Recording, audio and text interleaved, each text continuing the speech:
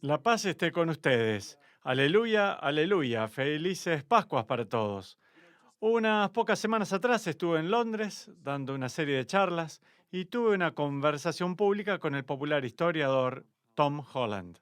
Tom Holland ha escrito una cantidad de libros especialmente sobre el Imperio Romano, pero escribió un libro hace pocos años que les recomiendo mucho llamado Dominio. Y lo que hace en este libro es intentar mostrar cuán decisiva ha sido la influencia cristiana para modelar nuestra cultura occidental, que muchos de los valores que damos por sentados, los derechos humanos individuales, el cuidado de los pobres y los marginados y este tipo de cosas, no son valores generales. De hecho, él dice que no eran sostenidos en el Imperio Romano para nada, sino al contrario. ¿Por qué los sostenemos entonces? Bueno, es la influencia, dijo, del cristianismo. No son verdades morales universales, vinieron de esta religión tan peculiar y rara.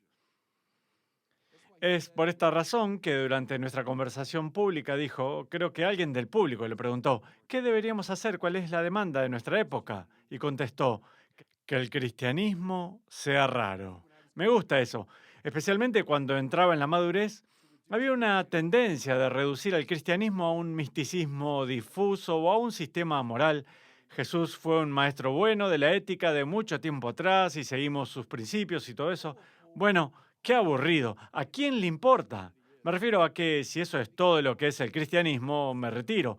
Porque existen toda clase de sistemas éticos y todo tipo de maestros morales buenos, inspiradores. ¿A quién le importa? Estoy con Tom Holland, que el cristianismo sea raro, porque el cristianismo es raro y mucha de esa rareza se centra en lo que celebramos hoy. Revisemos primero la cruz. Y Tom Holland emplea mucho tiempo para hablar de eso, porque él conoció muy bien por sus estudios de la antigua Roma lo que la cruz significaba exactamente. Regresaré sobre esto, pero estoy usando esta adorable cruz pectoral. Y aquí está enjollada y es hermosa y la estoy usando como un adorno religioso, así que asociamos la cruz con sentimientos piadosos. En la antigüedad, en la antigüedad pensarían que estaba fuera de mis cabales. Si vieran a alguien como yo y dijeran, bueno, ese es un líder religioso, dirían, ¿qué está usando? ¿Con joyas? ¿Una cruz? Sería como si alguien usara una imagen de una silla eléctrica o un lazo o una horca. La cruz era este instrumento de tortura brutal, brutal. Se cree que los romanos la tomaron de los persas, pero cielos, los romanos la perfeccionaron como un medio de ejecución de la forma más espantosa posible. Típicamente se los dejaba desnudos porque la humillación era parte de la tortura. Eran crucificados en un sitio público para que la gente pudiera verlos. Eran atados o clavados a las piezas de madera y luego simplemente se los dejaba allí y la tortura era la lenta pérdida de sangre hasta morir y la lenta asfixia que producía este dolor literalmente excruciante. Y luego cuando moría la persona, típicamente no lo sacaban de la cruz, se dejaban sus cuerpos allí para que las aves del cielo y las bestias del campo lo devoraran. La cruz era tan espantosa que se reservaba para los peores enemigos de Roma. Se reservaba para la gente más baja de la sociedad. Morir en la cruz hubiera sido considerado la forma más abyecta de fracaso. Y entonces, recuerden a Tom Holland, que el cristianismo sea raro. Cuán raro fue, en verdad, cuando estos primeros cristianos irrumpieron en el mundo romano sosteniendo en alto la cruz. Pablo dijo, solo conozco una cosa, a Cristo y Cristo crucificado. Gálatas insensatos, ¿quién los ha seducido a ustedes ante quienes fue presentada la imagen de Jesucristo crucificado? ¿Crucificado? ¿De qué habla este hombre? Hablar de alguien que murió en la cruz, bueno, eso significa que es el peor fracaso. Decir, bueno, este es el Mesías, es el nuevo rey, el Señor, Jesús Kyrios, el nuevo Señor, y fue crucificado. Bueno, es una locura, es absurdo, es la afirmación más rara posible. De acuerdo, ¿por qué lo hacen entonces? Y allí viene mi segunda rareza de lo que se trata el día de hoy, domingo de Pascua. De nuevo, en la época de mi madurez había una tendencia de justificar a la Pascua. O los discípulos se sintieron tan mal por lo que habían hecho, pero luego se sintieron perdonados y entonces expresaron eso en términos de esta especie de historias locas. O era un modo simbólico de decir que la causa de Jesús vive en nosotros. Fue un dispositivo literario, fue como una leyenda o mito el hablar de la resurrección de Jesús. Permitan que el cristianismo sea raro. Y con eso en mente, miremos a nuestra primera lectura del domingo de Pascua. Aquí está este gran discurso de Pedro en los Hechos de los Apóstoles, hablando sobre este personaje. Ya saben ustedes lo sucedido en toda Judea, que tuvo principio en Galilea después del bautismo predicado por Juan. Bueno, si estuviera contando una historia y dijera, bien, conocí al tipo en la zona de Minneapolis, lo vi en Rochester y luego sucedió algo en Winona que fue realmente interesante, es que, ¿pensarían que me estoy refiriendo a una leyenda o mito? No. Oh, de acuerdo, cuéntame más sobre este tipo que estuvo en Minneapolis, luego en Rochester y Winona. Eso es sobre alguien real. Pedro dice, nosotros somos testigos de cuanto él hizo. No estamos hablando de alguien del que escuché hablar remotamente, como una leyenda. Juanito Manzanas, esa es una leyenda. No, no, somos testigos, conocimos a este hombre, lo vimos. Lo mataron colgándolo de la cruz. Allí está el modo judío de referirse al horror de la cruz. Lo vieron, lo vieron.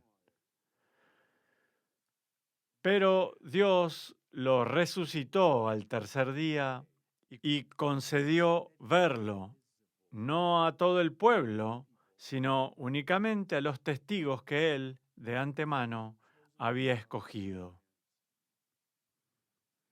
No estamos en una galaxia lejana, remota. No se trata de érase una vez. No, no, Galilea, Judea y Jesús. Lo conocimos y fuimos testigos de su muerte en la cruz. Pero Dios lo resucitó y concedió verlo. Luego mi frase favorita, y se las recomiendo para su contemplación en la Pascua, encuéntrenla. Está en el capítulo 10 de los Hechos de los Apóstoles, este pasaje. Esta es la frase que adoro. Concedió verlo no a todo el pueblo, sino a nosotros. Escuchen ahora, que hemos comido y bebido con él después que resucitó de entre los muertos. Permitan que eso decante. Este Jesús que fue ejecutado en una cruz romana, y les advierto, los romanos sabían cómo ejecutar gente. No me vengan con esa teoría sobre, oh, Jesús solo se desvaneció en la cruz y de algún modo surgió tambaleante, severamente herido de su tumba.